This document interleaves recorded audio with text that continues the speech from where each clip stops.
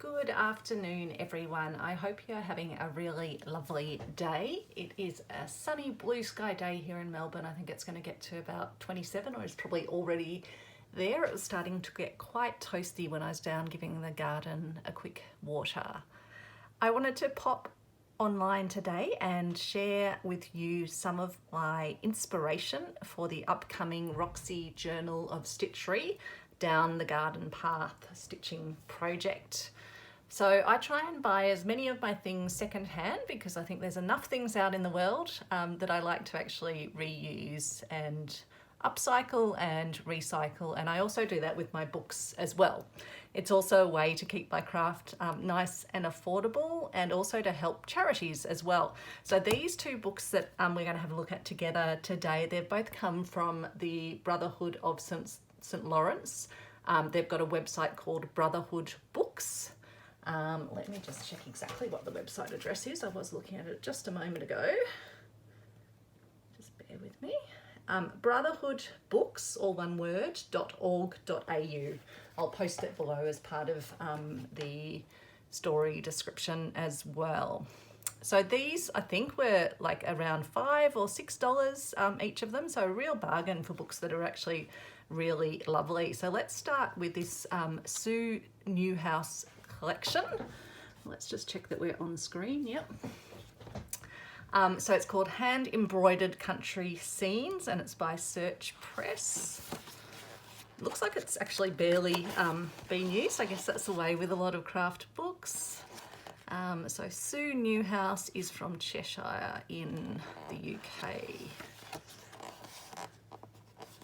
And just have a look at how beautiful the embroidery is. I don't know if I'm going to have to stand up and bring some of it up a bit closer. Let's do that just so you can have a really good look. How beautiful is that? The washing line with the tea towel swinging in the breeze, and the poppies look like snapdragons, possibly daisies. Just lovely.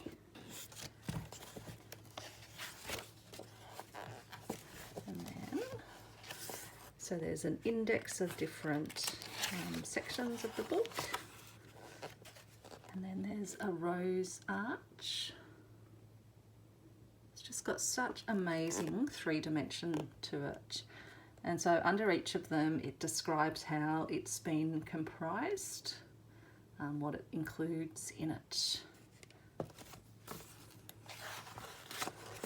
Talks about materials and equipment, silk threads, binding and embroidery frame, hand-dyed threads, and then it has some good description of different types of stitches as well.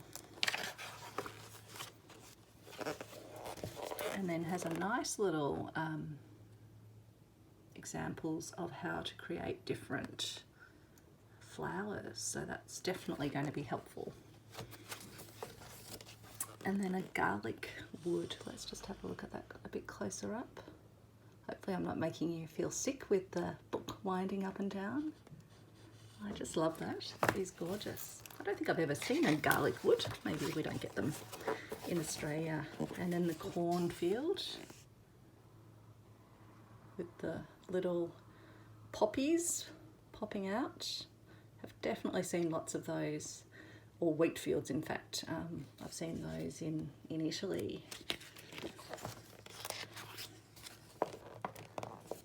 And there's some more of the cornfield with the gate in the distance. And then a section on 3-dimensional flowers and foliage with some more examples. Thread flowers, so how to create flowers using thread and different stitches. So good descriptions of that. A spring picnic, just love that one as well. Let's bring that up. Really delightful. Early morning poppies. I do love poppies. Definitely going to have poppies in my Down the Garden Path stitchery. And so it's got a method where you actually create them out of fabric. So I might have to give that a go. And then a secret door. I was pondering on the secret garden as one of the components, depending what prompts we get. It's one of my favourite books from when I was a kid. Daisies with a painted background by the looks of it. How to create different leaves, grasses, hand crochet. That's another beautiful scene. Looks like it's got the cornflowers, the blue cornflowers. I've got some of those coming up in the garden, or it could actually be chicory as well, because you get that same blue with the chicory. But again, just lovely perspective and the landscape stretching away. Trees with blossom, isn't that beautiful? Oops, getting a bit of glare off that, sorry about that. And then an Icelandic tree and a house on Lake Como. That is just gorgeous with, I think, the wisteria on the fence. And then Hessian trees. So how to create amazing looking gnarled trees with Hessian. Definitely going to have to give that a go. Haven't done that before. Ooh, and there's some more examples of that there. So you get all sorts of lovely effects. A winter hedge, and I like how they've used the satin to create the snow. That's very cool. Bluebell wood. That is gorgeous. Wow. So many stitches in that. Amazing. Oh, and there's another interpretation of the bluebell wood as well. That is just gorgeous. And then buttercups and blossom and cherry blossom. Definitely going to have to incorporate some of those elements. And then silk shapes, so how to create what looks like the wall that all the flowers are tumbling down there. Oh yeah, and they've done bricks as well, and planted boxes and vases. I like how they've done just lots of little seed stitches on the vase to sort of give it a pattern and an aged look. Chimney pot, tree stump with all the moss. Sorry, a bit of glare. Let's try and get rid of that glare. Back to nature, so something overgrown, a vehicle overgrown. A graveyard. I don't think I'll be doing the graveyard as part of my Down the Garden path. And using different materials, using chiffon, bluebell wood again, silk crepeline, and a woodland cottage. Isn't that sweet?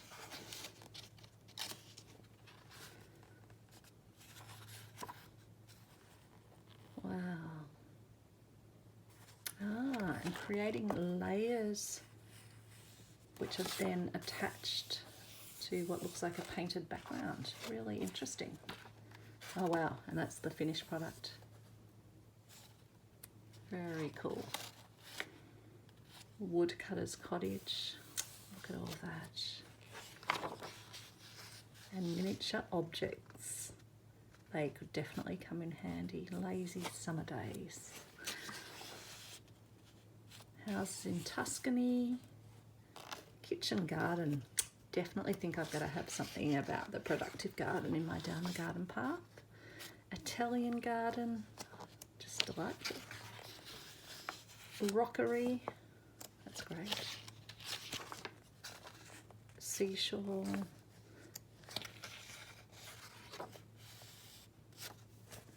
And then layering them out. So I don't think we'll be doing that because we're not putting these in a picture frame. But again, just great inspiration for different types of plants and flowers that we might want to create. Lavender fields, lovely. Lemon tree. I think they're oranges, or they might be pomegranates. It's a Spanish courtyard, who knows?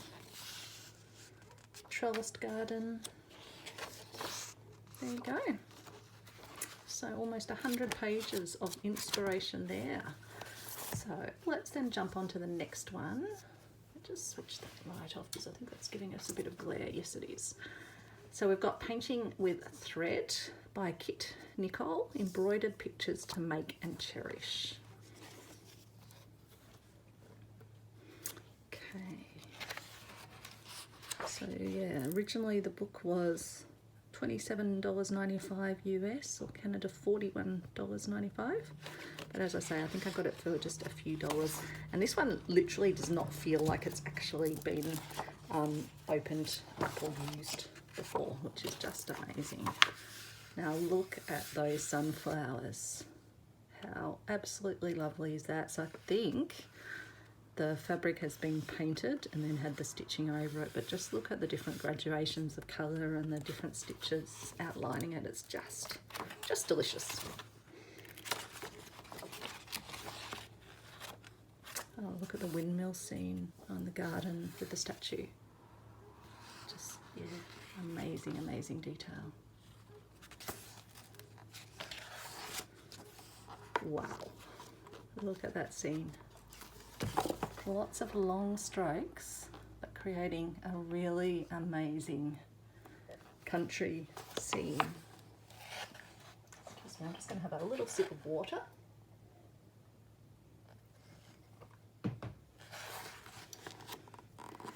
Inspiration. Oh, so even family portraits. I don't think I'm going to attempt one of those. But ducks and flowers.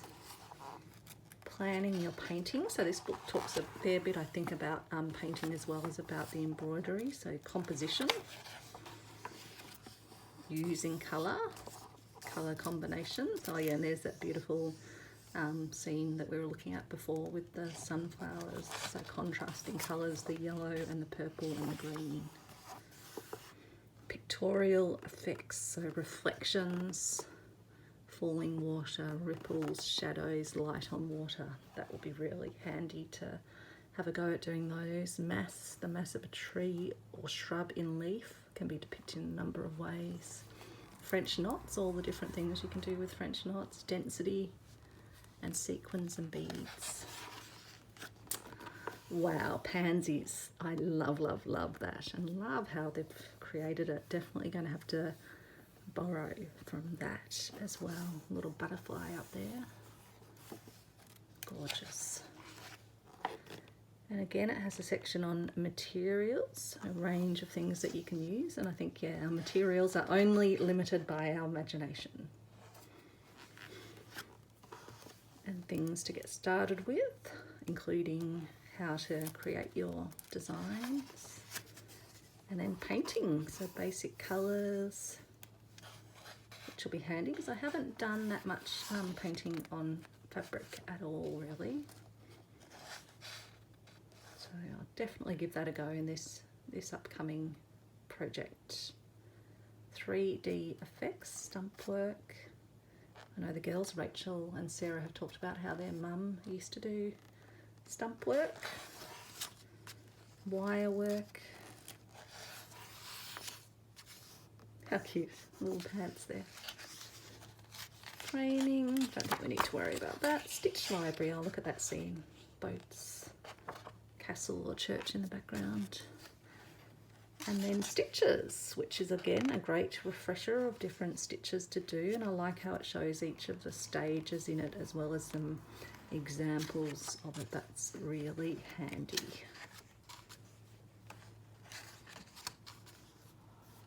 Some of these stitches I have definitely not used, so I'm going to have to get my stitch on and push myself out of my comfort zone of stitches, which is what this project is so great to do, just to be trialing different things. Look at the fishing people and the reflections in the water. That is really cool, more reflections in the water. And so it gives the, I guess, the scene, so that you could copy it over if you wanted to, and tells you the different stitches to use in the different sections.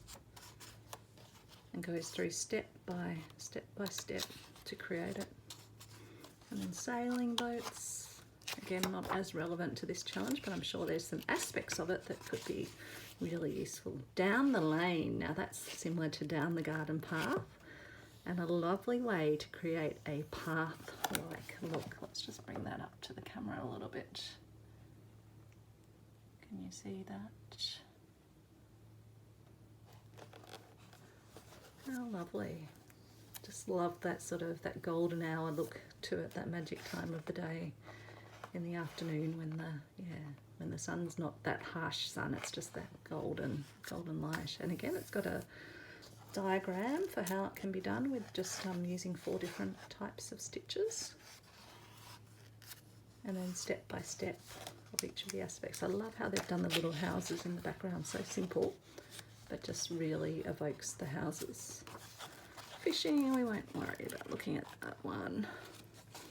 Pansy faces, so I'm really glad they've got this one in here because that's beautiful. That is absolutely delightful. So again, got the composition, and yeah, definitely there's watercolor or paint behind that. And just look how it's got the almost like the shadows from the flowers. Beautiful. And then step by step again. Oh, and then the sunflowers again, just adore those. So lovely. Raised embroideries. Look how they've done the stitching around the painting there. Spanish garden. That's great as well. Got that real heat, that feeling of heat, and the plants that are in that hot climate.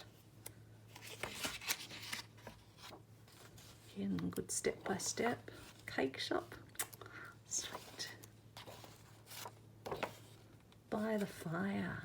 That would have been nice for the winter or Christmas journal of stitchery. I actually did a fireplace, but I just didn't think to create my fire using what looked like bullion stitch, I think. Bullion knot. Yep, bullion knot. There we go. Wow, yeah, there's the fire. And then this is the one from the cover, the Formal Garden. Just have a look at that. How beautiful is that? Looks like lots of knot stitches, French knots and other knots. And the fountain and the water. Again, got the painting, so you don't have to stitch all of it. So that's the painting, I guess, behind it. Wow, all the stitches just even in that little vase element. The Welsh dresser, playing the violin. Statue of Pan, so incorporating a statue into your down the garden path. And love how they've done the arch around it. That's really sweet. So maybe incorporating some arches or windows into your piece. Golden angel. That angel looks a bit grumpy to me. And there we go. That is the book. So about 123 pages of inspiration in this one. So again, looks like Kit Nicol is from the UK. But yeah, this book just does not look like it's really been used. So that's just 2 pieces of inspiration, and I guess just giving you the prompt to think about. You don't need to buy things brand new. Have a look in your op shops. If you are in Australia, have a look at Brotherhood Books online. They just have really great things. They actually got affected by the recent floods in Melbourne, and they were offline for a while, but they've just come back online recently. So I've actually just purchased a few more books from them to support them as they get back on their feet. But yeah, there's certainly lots of good sources for inspiration, as well as obviously looking online. But sometimes it's just nice to have some books in front of you, so if you're feeling a bit stuck, you can just grab something and have a look. And I'll definitely be delving into these because I think they'll extend my sewing practice and give me some really good challenges. Okay, take care everyone, and I hope you have a lovely rest of the day or rest of the evening, and I'll see you soon. Bye everyone.